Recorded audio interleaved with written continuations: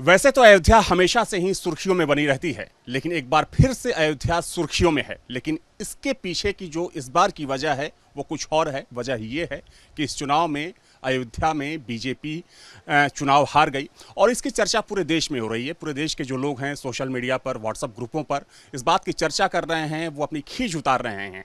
लेकिन लोगों को समझना चाहिए कि ये जनता जनार्दन का जनादेश है और इसी मुद्दे पर बातचीत के लिए इस वक्त मैं हनुमानगढ़ी के महंत, जो कि सबसे बड़ा शक्ति पीठ माना जाता है, उसके महंत राजूदास जी महाराज हैं।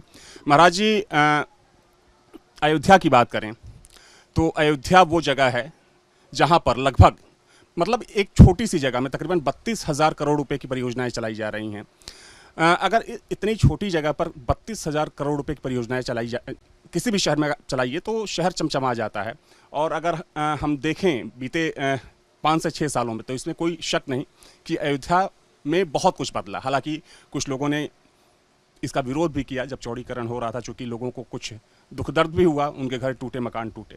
लेकिन अगर हम इस चुनाव की बात करें, जिस तरीके से भाजपा हारी और अब चर्चा हो रही है, क्योंकि जो माहौल बना प्राण प्रतिष्ठा के बाद बीजेपी इसे अपनी सेफ सीट मानने लगी थी और लगता है कि उसी आत्मविश्वास में बीजेपी कहीं ना कहीं बह गई और वहीं आत्मविश्वास बीजेपी को ले डूबा। देखिए, पहले तो मैं बहुत बहुत साधुवाद देता हूँ जिन जिन लोगों ने एक सशक्तशाली भारत बनाने के लिए, भारत हिंदू सनातन संस्कृति, हिंदुत्व के लेकर जिस प्रकार से मोदी जी, योगी जी बढ़ रहे थे, उनको आपने जनादेश दिया। इसके नाते सभी जनता को बहुत बहुत साधुवाद और धन्यवाद। रही उत्तर प्रदेश की परिणाम का और रही अयोध्या लोकसभा के परिणाम का, ये दुखद था।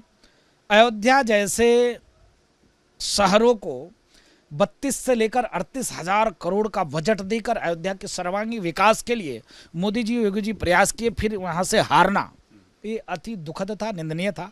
रही अयोध्या विधानसभा शुरू से ही मोदी जी के साथ था, योगी जी के साथ था, भगवान राम के चरणों में समर्पित था। अयोध्या से हमने 5,000 के ऊपर से लीडिंग दिया है। हर बार हम देते थे 25,000, 30,000 से लीडिंग। है कि 5,000 खुश होने लायक आंकड़ा है? नहीं, खुश होने लायक आंकड़ा नहीं है, दुखद है, अति निंदनीय है। बीजेपी के लिए तो हम नहीं, हम अपने आप में दुखित हैं, हम अपने आप में शर्मिंदगी महसूस करते हैं। आखिर सनातन की बात करेगा कौन? हिंदुत्व की बात करेगा कौन? सनातन संस्कृति की बात करेगा कौन? एक सेकंड और लूंगा बस, क्योंकि जो आपने कहा, एक नारा यहाँ घमंडिया गठबंधन के लोगों ने चलाया था, अब की बार मथुरा न काशी, अब की बार अवधेश पासी। तो क्या जब आपके मुंह पर तमाचा मारा कि नहीं, मथुरा नहीं चाहिए, काशी नहीं चाहिए, अब की बार अवधेश पासी चाहिए, फिर भी आपने वोट दिया? दुखद। सवाल मेरा ये है कि बीजेपी सनातन की भी बात करती है, अयोध्या की भी बात करती है, अयोध्या में विकास भी कराया, ये सब ने देखा। तो क्या माना जाए, आपने कहा कि अयोध्या में 5,000 का लीड लिया बीजेपी ने, तो क्या माना जाए कि अयोध्या में सभी वर्गों के लोगों ने बीजेपी का साथ दिया? नहीं, अयोध्या में सभी वर्गों के लोगों बीजेपी के साथ दिया। अगर बीजेपी का साथ नहीं देता तो जैसे आप मिल्कीपुर से 5,000 से हार गए, जैसे आप रुधौली से 20,000 से हार गए, जैसे आप बीकापुर से 28,000 से हार गए, जैसे आप दरियाबाद से 27-28,000 से हार गए, यहाँ भी हार जाते। यहाँ के लोगों ने भगवान श्री राम के चरणों में कमल के पुष्प ही चढ़ाए। उन्हीं लोगों ने वोट नहीं दिया जो कालनेमी टाइप के थे, उन्हीं लोगों ने वोट नहीं दिया जिनके बाप किसी मुगलों के संपर्क में थे, उसी लोगों ने वोट नहीं दिया जिन्होंने राम भक्तों की सीना गोली से छलनी किया और उनको अपना बाप मानते थे, उन्हीं लोगों ने वोट नहीं दिया। बाकी सभी हिंदुओं ने बीजेपी के साथ दिया, बीजेपी को सपोर्ट किया, जिसका परिणाम स्वरूप एक अयोध्या से हमने 5,000 लीडिंग देकर बीजेपी को भेजा। एक बात और भी मैं रखना चाहूंगा, मैं बीजेपी के नेताओं को बोलना चाहूंगा, कान खोलकर सुन लो। जब आप कार्यकर्ता का ध्यान नहीं दोगे, जब आपका थानेदार, तहसीलदार, एसडीएम, डीएम नहीं सुनेंगे, जब कोतवाली में कार्यकर्ता आपके पीटे जाएंगे, जब आपके कार्यकर्ता कोतवाली पहुंचेगा, आपकी कार्यकर्ता का नहीं सुनवाई होगा, तो ऐसे ही हाल होगा। अभी तो यही है, 27 का टेलर ठीक नहीं रहेगा, नहीं तो आप कार्यकर्ता के ऊपर ध्यान दो। बीजेपी की हार की असल वजह क्या मानते हैं? 3 ऑप्शन है, जातिवाद, लल्लू सिंह के खिलाफ नाराजगी, या फिर बीजेपी के अंदर जो भीतर घात हुआ इस बार, सबसे बड़ी वजह क्या मानते हैं? अंदर जो भीतर घात हुई वही वजह है, बाकी कोई वजह नहीं है। जातिवाद? जातिवाद क्योंकि मोदी जी को आभार है, मोदी जी ने जातिवाद को तोड़ने के लिए अथक प्रयास किया, जिसका परिणाम स्वरूप एक आप देखिए 240 सीट आना ये मामूली बात नहीं है। जबकि पीडीए का नारा देकर छलने का काम अखिलेश यादव और राहुल गांधी ने किया, फिर भी 240 सीट मोदी जी के चेहरे पर, योगी जी के चेहरे पर आना ये बहुत बड़ी बात है। इसके नाते जाति कोई फैक्टर नहीं रहा। अगर जाति फैक्टर होता तो मध्य प्रदेश में एक तरफा, जाति फैक्टर होता तो बिहार में सबसे ज्यादा जातिवाद चलता है। यूपी में कुछ लोगों का मानना है कि अखिलेश का जो पीडीए का नारा था वो चल गया। नहीं, अखिलेश ने धोखा दिया, अखिलेश ने धोखा दिया। उत्तर प्रदेश को जनता को अखिलेश यादव ने छला और धोखा दिया कि यह संविधान बदल देंगे और ये संविधान को खत्म कर देंगे। इसके नाते अखिलेश यादव को लाभ मिला। आपको लगता है कि लल्लू सिंह का वो बयान कि 400 दीजिए हम संविधान में संशोधन करेंगे, वो उन पर भारी पड़ा? ने लल्लू सिंह जी को जनता, यहाँ के कार्यकर्ता ने नकारा था, चाहे अंबेडकर नगर में नकारा था, चाहे आजमगढ़ में नकारा था, चाहे यहाँ पास में बस्ती में नकारा था, सुल्तानपुर में भी नकार दिया, अमेठी में भी नकार दिया कार्यकर्ता स्मृति ईरानी को। तो जब तक मैं निवेदन करूंगा बीजेपी के नेताओं से, मैं बीजेपी का प्रवक्ता नहीं हूं, यह कार्यकर्ता की टी से वो बता रहा है, हम साधु हैं, जनता के बीच में काम करते हैं, जनता का भाव है, आपके कार्यकर्ता का भाव है, कान खोलकर सुन लो बीजेपी के नेताओं, कार्यकर्ता की चिंता और चिंतन करो। नंबर 1, नंबर 2, एक भी अधिकारी हमारी बात को नहीं सुनता है। जब हमारी बात को एक भी अधिकारी नहीं सुनता है तो 5 साल में तो समस्या तो उत्पन्न होगी। अभी भी समय है, सचेत हो जाइए, जितने आला अधिकारी है सबको हटाइए, अपने जिलाध्यक्ष को हटाइए और बुलडोजर आप अपने नेताओं पर चलाइए, तब जाकर ठीक हो पाएगा। आपको लगता है कि भाजपा आला कमान से गलती हुई है और गलती हो रही है? हाँ, भाजपा आला कमान से पूरी गलती हुई है।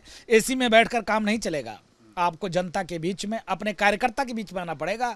जब तक आप अपने कार्यकर्ता के बीच में नहीं आएंगे तब तक आप चुनाव नहीं जीत पाएंगे। एक आखिरी सवाल महाराज जी आपसे ये है कि अभी कल आपका एक बयान देखा मैंने कि आपने कहा कि राम जी अयोध्या के लोगों को इसलिए लेकर नहीं गए कि यहाँ के लोग जाकर वहाँ समझौता कर लेंगे। सोशल मीडिया पर तमाम लोगों के रिएक्शन आ रहे हैं, लोग अयोध्या के लोगों पर खींच निकाल रहे हैं। आपको लगता है ये ठीक है? क्योंकि देखिए, लोकतंत्र में हमारा फैसला सबसे ऊपर होता है, हमें वोट किसको देना है किसको नहीं देना है ये हम तय करेंगे, कोई दूसरा व्यक्ति तय नहीं करेगा। जी, मैं मानता हूँ, सम्मान करता हूँ जनादेश का, लेकिन दुख है जो राम की बात करे, रामत्व की बात करे, जो हिंदू की बात करे, हिंदुत्व की बात करे, जो कहे कि नहीं मथुरा काशी नहीं चाहिए, उसको आप वोट दे दें। इसीलिए मैंने लिखा कि अगर भगवान राम के समय में अगर ये गए होते भगवान राम के साथ, वहाँ देखते चमाचम चमचमाती हुई लंका, तो सोने के लालच में, 1 लाख के लालच में, खटाखट के लालच में ये रावण के साथ हो जाते। कुछ महिलाएं कांग्रेस दफ्तर भी पहुंच गई थी लखनऊ में। हाँ, नहीं, यही मेरा निवेदन यही है कि जनता के साथ धोखा हुआ है। जो मोदी, आप बताओ, जो हिंदुत्व की सरकार, और हिंदुत्व की सरकार मुसलमानों को 500 घर दे और 1 वोट ना मिले, क्या बात करते हैं आप?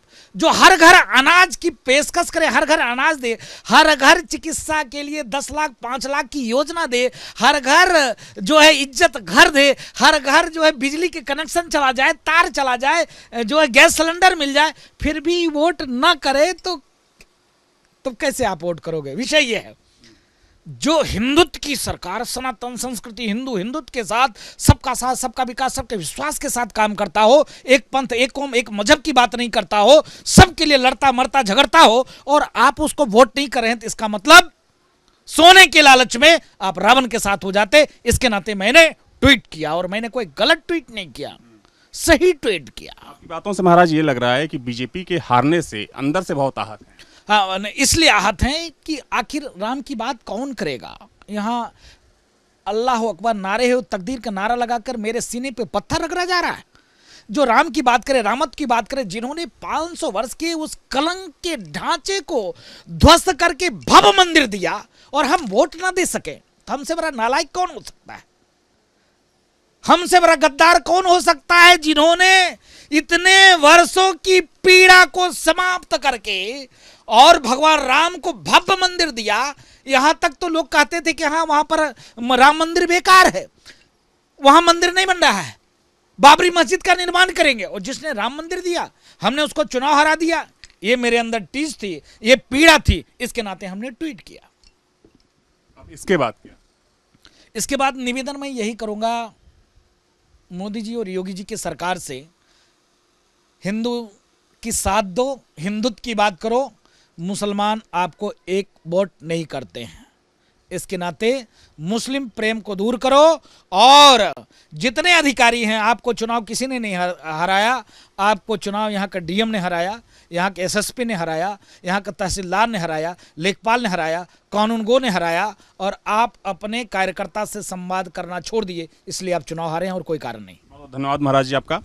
तो अयोध्या के सबसे बड़े शक्तिपीठ के पीठाधीश्वर महंत राजूदास जी महाराज इस वक्त मेरे साथ जुड़े हुए थे, जिन्होंने साफ तौर पर कहा कि बीजेपी की हार हुई यहाँ पर, उसके पीछे की जो असल वजह कई है, कार्यकर्ताओं की नाराजगी है और संगठन की कार्यकर्ताओं से दूरी। हालांकि देखा जाए तो अयोध्या में जिस तरीके से भाजपा की करारी हार हुई, इसकी चर्चा पूरे देश में जमकर हो रही है। वीडियो जर्नलिस्ट दीपक राणा के साथ अविनाश सिंह, न्यूज़ नेशन, अयोध्या।